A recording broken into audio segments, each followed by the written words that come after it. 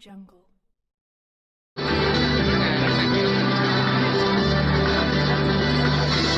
Honorable MP Nalgonda Shri Ravi Reddy Garu, Honorable ATNC Government of Telangana, SERP CEO Divya Garu, Director of Industry.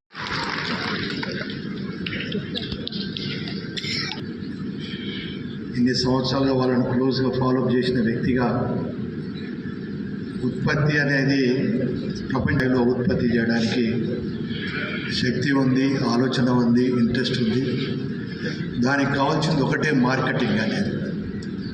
అది స్థాయిలో దేశ స్థాయిలో కూడా market network develop కావడానికి ఈ వేదిక ద్వారా ఒకటే నేను రిక్వెస్ట్ చేస్తున్నాను. ఎంటర్ప్రెన్యూర్స్ ఎవరైతే ఉన్నారో వారి ఈ మహిళా శక్తిని ప్రోత్సహించడానికి ప్రతి ఒక్కరూ ముందుకు రావాలని చెప్పి విజ్ఞప్తి చేస్తూ ఈ అవకాశం ఇచ్చిన నిర్వాహకులకు కృతజ్ఞతలు చేసుకుంటూ సెలవుకుంటున్నాను. జై హింద్. ఎమ్మెల్యే రేవూరి ప్రకాష్ రెడ్డి గారికి, అలాగే డాక్టర్ జి మన్సూర్ గారికి, special chief secretary Sanjay Kumar గారికి, అలాగే దివ్య గారికి, అలాగే విహబ్ సిఇఓ సీతకు నా ప్రత్యేక అభినందనలు.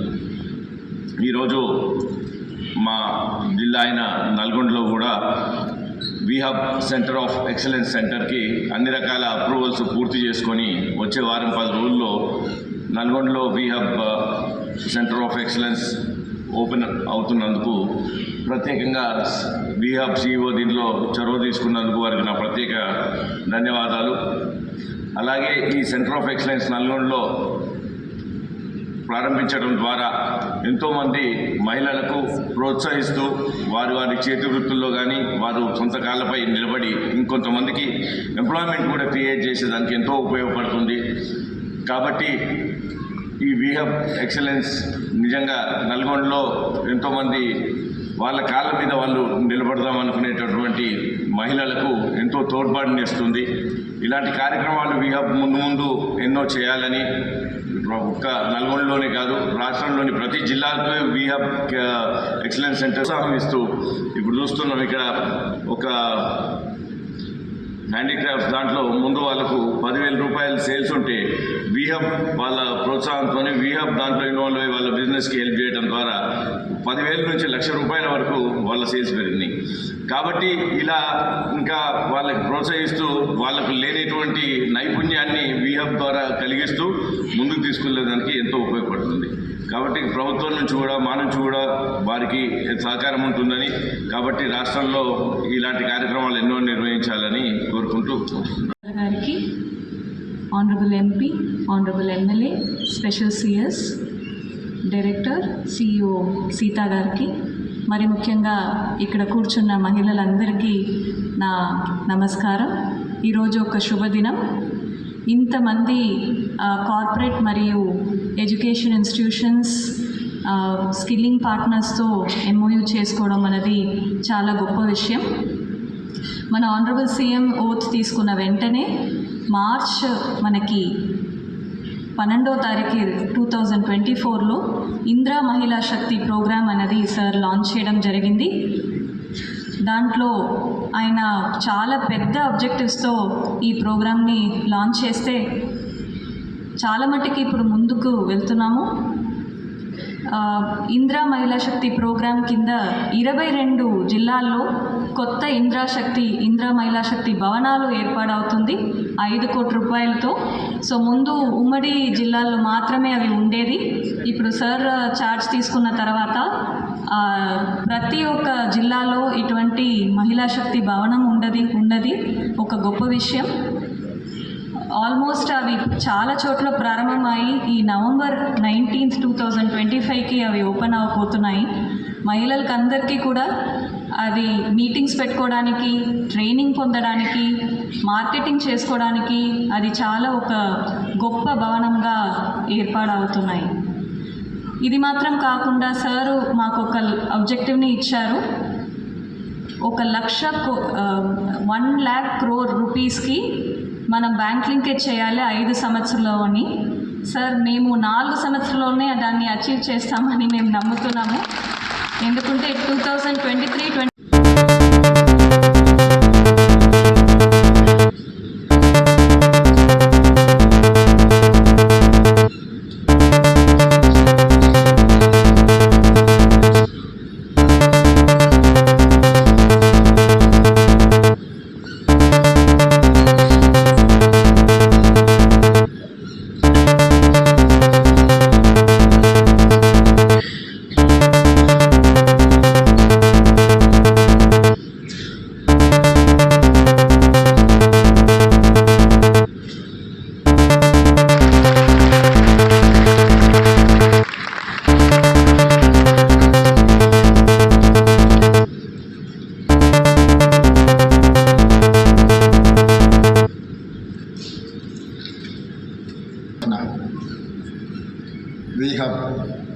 ఇందిరా మహిళా శక్తి సభ్యులందరినీ ఇక్కడికి ఆహ్వానించి ఈరోజు నూతన కార్యక్రమాలు ప్రారంభించడానికి నాతో పాటు నల్గొండ పార్లమెంట్ సభ్యులు రఘువీరెడ్డి గారిని, పరకాల శాసనసభ్యులు రేవూరి ప్రకాష్ రెడ్డి గారిని, ఐటీ సంజయ్ కుమార్ గారిని, ఇండస్ట్రీస్ మేనేజింగ్ డైరెక్టర్ గుర్రం మన్సూర్ గారిని, సెర్ప్ అండ్ మెప్మా అధికారి దివ్య రాజేంద్రన్ గారిని, అదేవిధంగా తెలంగాణ రాష్ట్ర నలుమూలల నుంచి మా మహిళ ఇంత మంచి కార్యక్రమాన్ని ఏర్పాటు చేసిన బీహబ్ నిర్వాహకులకు మనస్ఫూర్తిగా నేను అభినందనలు తెలియజేస్తున్నాను. మహిళా శక్తి, ఇందిరా మహిళా శక్తి 1967లో ఇండియా చైనా శ్రీమతి ఇందిరాగాంధీ గారు మహిళా శక్తిని ప్రపంచానికి నిరూపించారు. స్వతంత్రం వచ్చిన తర్వాత జరిగిన యుద్ధాలలో ఈ దేశాన్ని గెలిపించిన శక్తి మహిళా శక్తి.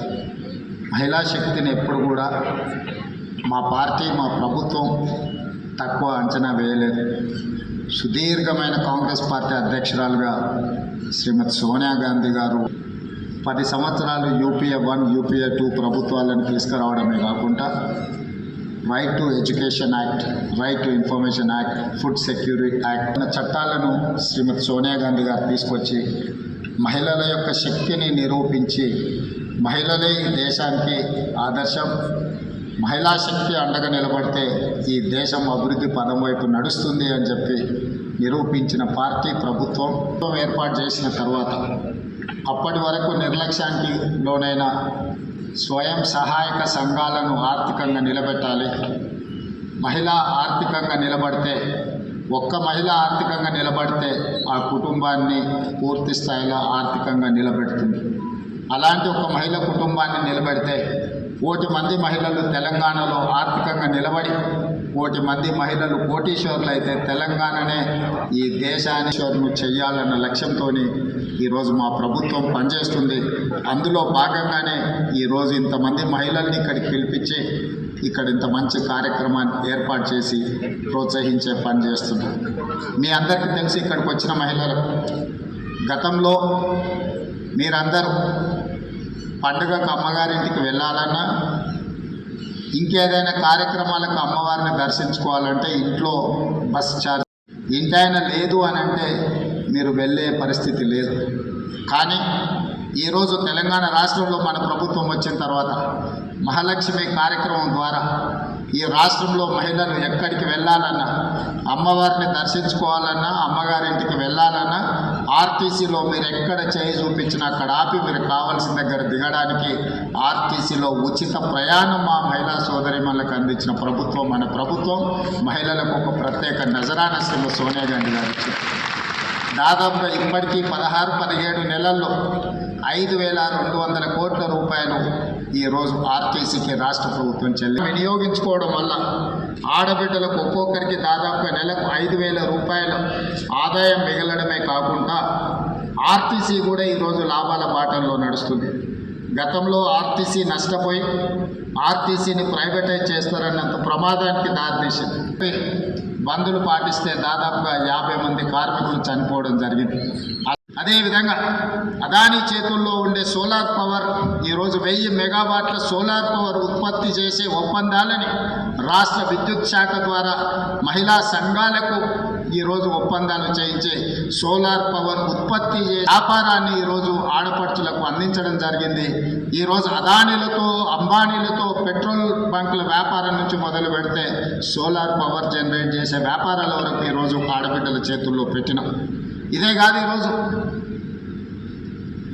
హైటెక్ సిటీ లేకపోతే రాయదుర్గం ప్రాంతం వెళ్తే విప్రో, ఇన్ఫోసిస్, మైక్రోసాఫ్ట్ లేదా మల్టీనేషనల్ కార్పొరేట్ కంపెనీల ఆఫీసులు, సంస్థలు ఉన్నాయి. అక్కడ వ్యాపారం చేయాలన్నా, చిన్న కొట్టు పెట్టుకోవాలంటే కూడా కోట్ల రూపాయలు కావాలి. అలాంటి హైటెక్ సిటీ పక్కనే 3.5 ఎకరాల స్థలాన్ని ఈరోజు మహిళా సంఘాలకు ఇచ్చి వాళ్ళు ఉత్పత్తి చేసే వస్తువులను అక్కడ మార్కెట్ చేసుకోవడానికి 106 స్టాల్స్ను పెట్టి 3.5 ఎకర్స్ 100 కోట్ల రూపాయలు ఉన్న భూమిని ఈరోజు మహిళా సంఘాలకు ఇందిరా మహిళా శక్తికి ఈరోజు మనం కేటాయించడం జరిగింది. మీరు గర్వంగా మీ ఆఫీస్ అడ్రస్ ఎక్కడా, లేకపోతే మీ కార్పొరేట్ ఆఫీస్ ఎక్కడా అని అంటే హైటెక్ సిటీ అని విప్రో, ఇన్ఫోసిస్, మైక్రోసాఫ్ట్ ఎట్లా చెప్పుకుంటుందో మా ఆడబిడ్డలు కూడా, మాకు కూడా అక్కడనే ఆఫీస్ ఉంది. మీ ఆఫీసు ఎకరంలోనే ఉంటే మా ఆఫీసు 3.5 ఎకరాలలో ఉందని మీరు మహిళలు గొప్పగా చెప్పుకునేటట్టు ఈరోజు మహిళల ఆత్మగౌరవాన్ని పెంచాలి అని హైటెక్ సిటీలో 3.5 ఎకరాల స్థలం ఇవ్వడమే కాకుండా అద్భుతమైన ఈరోజు మీకు అక్కడ మీ వస్తువులను ప్రదర్శించడానికి అవకాశం ఇచ్చినాం. మొన్న జరిగిన భారత్ సమ్మిట్లో ప్రపంచ దేశాల నుంచి వ్యాపార దిగ్గజాలు ఎంతోమంది వస్తే కూడా మీ దగ్గరకు వచ్చి చూసేలేము. ఇప్పుడు హైదరాబాద్ నగరంలో జరుగుతున్న ప్రపంచ మిస్ వరల్డ్ కాంపిటీషన్ నాకు తెలిసి 21 తారీఖు రోజు మీ దగ్గరికి ఇందిరా మహిళా శక్తి స్టాల్స్ చూడడానికి, ప్రపంచంలో ఉండే వాళ్ళందరూ మీ స్టాల్స్ చూడడానికి 21 తారీఖు రాబోతున్నారు. ఈ రకంగా అది పెట్రోలియం బిజినెస్ కావచ్చు, సోలార్ పవర్ బిజినెస్ కావచ్చు, లేకపోతే కార్పొరేట్ స్కూల్స్ నడిపినట్టుగా గవర్నమెంట్ స్కూల్స్ నడిపే విషయంలో కావచ్చు, ప్రతి దగ్గర ఈరోజు ఆడబిడ్డల్ని ప్రోత్సహించాలి, ఆడబిడ్డల్ని ఆర్థికంగా నిలబెట్టాలి. ఆడబిడ్డలు ఆర్థికంగా నిలబడ్డప్పుడే రాష్ట్ర ప్రభుత్వం యొక్క ఆర్థిక పురోగతి ముందుకు వెళ్తుందని సంపూర్ణంగా మా ప్రభుత్వం విశ్వసిస్తున్నారు. అందుకే బీ హబ్కి సీతన్ సీఈఓగా నియమించిన తర్వాత తీసుకుంటున్న కార్యక్రమాలను కూడా రాష్ట్ర ప్రభుత్వం సంపూర్ణంగా ప్రోత్సహిస్తుంది. ఈరోజు ఇక్కడికి వచ్చిన మహిళలందరికీ నా సూచన ఒకటే, సర్ప్ కావచ్చు, మెప్మా కావచ్చు, 67 లక్షల మంది సభ్యులు ఉన్నారు. ఈ 67 లక్షల మంది సభ్యులను 1 కోటి మందిగా మార్చాల్సిన, సంఘాలలో సభ్యులుగా చేయాల్సిన బాధ్యత మీదే. ఆ 1 కోటి మంది మహిళలు అనుకుంటే ఈ రాష్ట్రంలో ఏ ప్రభుత్వాన్నైనా గద్దెనెక్కించగలరు, ఏ ప్రభుత్వాన్నైనా గద్దె దించగలరు. మొన్న తెలంగాణ రాష్ట్ర ముఖ్యమంత్రి నేను బాధ్యత చేపట్టిన అంటే 92 లక్షల ఓట్లు వచ్చినాయి. మరి 1 కోటి మంది మహిళలు 1 కోటి ఓట్లు, మీరు ఎక్కడ ఓటు వేస్తే అక్కడ, వీళ్ళెవ్వరు ఓటు వేసినా వేయకపోయినా మీ 1 కోటి మంది మహిళలు అనుకుంటే ఈ రాష్ట్రాల్లో ప్రభుత్వాన్ని ఆదేశించగలరు, నిర్దేశించగలరు, ఈ రాష్ట్రంలో ప్రభుత్వాన్ని గెలిపించగలరు. అంత గొప్ప మహిళా శక్తి ఉన్న మహిళల్ని ప్రోత్సహించడం మా ప్రభుత్వం యొక్క లక్ష్యం. మీ సోదరుడిగా, మీ రేవంత్ అన్నగా మీకు అండగా నిలబడతా. ఆర్థికంగా మీరు ఎదగండి, మీకు కావాల్సిన ప్రోత్సాహకాలు ఇచ్చే బాధ్యత నాది. పెద్ద పెద్ద కార్పొరేట్ కంపెనీలకు ఇస్తే వాళ్ళు తీసుకొని దేశాల నుంచి ఇతర దేశాలు పారిపోతున్నారు. 100,000 కోట్ల రూపాయలు ఈ దేశంలో గత 10 సంవత్సరాలలో 16 లక్షల కోట్ల రూపాయలు కార్పొరేట్ కంపెనీలకు అప్పిస్తే బ్యాంకులకు ఎగవేసి దేశాలు ఈసారి మొత్తం కంప్లీట్గా మహిళా సంఘాలు తయారు చేసే ఉత్పత్తులనే, హ్యాండ్లూమ్నే ఈరోజు మనం వచ్చే గెస్టులకు గిఫ్టులుగా మనం ఇస్తున్నాం. మేము ప్రధానమంత్రిని కలిసినా కూడా మీ వస్తువులే తీసుకెళ్ళి నేను ఇస్తున్నా. ఏ దేశం నుంచి ఏ దిగ్గజ వ్యాపారస్తుడు ఇక్కడికి వచ్చినా మీరు ఉత్పత్తి చేసిన వస్తువులనే వాళ్ళకు బహుమతిగా మనం ఇస్తున్నాం. ప్రత్యక్షంగా మా ఆడబిడ్డల్ని ప్రోత్సహించాలనేదే మా ప్రభుత్వం యొక్క ఆలోచన విధానం. అందుకే ఈరోజు సర్ప్ వేరే, మెప్మా వేరే ఉంటే రెండింటిని కలిపి మెర్జ్ చేసినాం. ఈరోజు అర్బన్ ప్రాంతాలు అంటే పట్టణ ప్రాంతాలలో చాలామంది మహిళలు మహిళా సంఘాలలో ఉన్నారు. నేను అధికారులకి వేదిక మీద నుంచి ఆదేశాలు ఇస్తున్నా.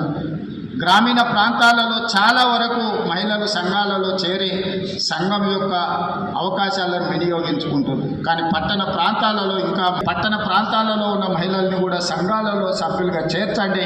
వాళ్ళందరినీ వ్యాపారాలు చేసుకోవడానికి ప్రోత్సహిద్దాం. ఆడబిడ్డలు వ్యాపారంలో నిలదొక్కున్నప్పుడే ఆ కుటుంబం ఆర్థికంగా నిలబడుతుంది.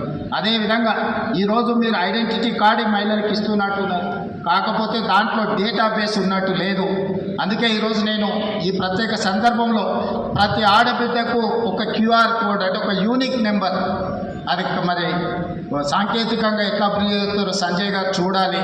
ప్రతి ఆడబిడ్డకు ఒక ఐడి కార్డు, ఆమె ఆర్థికపరమైన అంశాల నుంచి ఆరోగ్య సమస్యల వరకు వాళ్ళకి ఏ రకమైన ట్రీట్మెంట్ ఇవ్వాలి, వాళ్ళ హెల్త్ కండిషన్ ఏంది, గతంలో వాళ్ళకి ఏ రకమైన పరీక్షలు వైద్య సహాయం అందించడానికి చేసిండ్రో ఒక్కసారి ఆ కార్డు ఇస్తే హాస్పిటల్కి వెళ్తే అంతకంటే ముందు ఏ రకమైన వైద్య సహాయం అందించిండ్రో వాళ్ళ వివరాలు చేయాలి. ఈ రాష్ట్రంలో ఉన్న 1 కోటి మంది ఆడబిడ్డల యొక్క సంపాదన, వ్యాపారంతో పాటు వాళ్ళ ఆరోగ్య సమస్యలు, వాళ్ళకి సంబంధించిన మొత్తం డేటాను కూడా మనం కలెక్ట్ చేస్తే వాళ్ళకి ఎక్కడికి వెళ్ళినా, ఎందుకంటే ఆడపడుచులకు కలెక్ట్ చేయండి, వాళ్ళ హెల్త్ చెకప్ చేయించండి, వాళ్ళ కంప్లీట్గా హెల్త్ ప్రొఫైల్ బిల్ చేయండి. ప్రతి సంవత్సరం ఒకసారి వాళ్ళకు పూర్తి స్థాయిలో ఆరోగ్య పరీక్షలు చేయించగలిగినప్పుడు ఈ ఆడబిడ్డలకు వాస్తవంగా వాళ్ళ ఆరోగ్యం దెబ్బతిన కంటే ముందే మనం నియంత్రించవచ్చు. వచ్చిన తర్వాత వాళ్ళకు వైద్య సహాయాన్ని అందించడం కాదు, వాళ్ళకు ఆరోగ్య సమస్యలు రాకుండానే ముందుగానే వాళ్ళకు మనము అవసరమైన ఆరోగ్య భద్రత రాష్ట్ర ప్రభుత్వం కల్పిస్తుంది. వీటికి సంబంధించి అదేవిధంగా వాళ్ళ వ్యాపారాలను ప్రోత్సహించడానికి కూడా వాళ్ళ ఇండివిజువల్ ఉన్న నైపుణ్యం ఏంటి, వ్యక్తులకు కొన్ని నైపుణ్యాలు ఉంటాయి, వాటన్నిటిని కూడా మనం కలెక్ట్ చేసుకోగలిగితే ఆ రంగంలో వాళ్ళను ప్రోత్సహించడానికి అవకాశం ఉంటుంది. ఇవన్నీ కూడా ఆడబిడ్డలను ఈరోజు ప్రోత్సహించడానికి రాష్ట్ర ప్రభుత్వం ప్రయత్నం చేస్తుంది. వచ్చే ఎన్నికల్లో మీ ఓట్లతోనే మళ్ళీ ప్రభుత్వాన్ని ఏర్పాటు చేయాలని మా పార్టీ మా ప్రభుత్వం అనుకుంటుంది.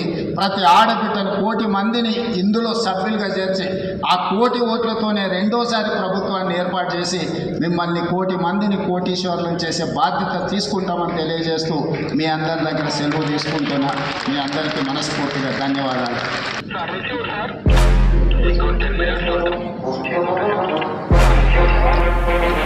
Thank you.